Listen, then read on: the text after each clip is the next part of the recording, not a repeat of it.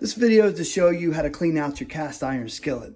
Cast iron skillets are great, but you got to really be careful on how you clean them. What you don't want to use is any type of soap because that's going to mess up the seasoning and the food's not going to taste the same coming out of it. First step is you got to get rid of all the food gunk that's already in there, and to do that, I like to use a food scraper. You can also use a brush. I'm going to go with the scraper here. I'm just going to get in here, get all that stuff scraped up, just like that. If something's really sticking in there and not coming up, you can put some water in this, boil it, and then that'll help loosen everything up. After I've done that, I like to sprinkle in a little bit of salt like that.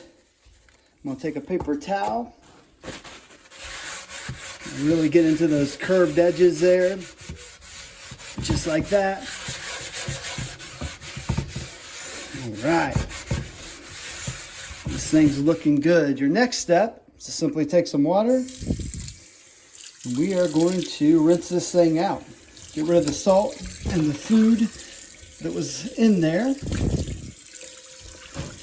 Right.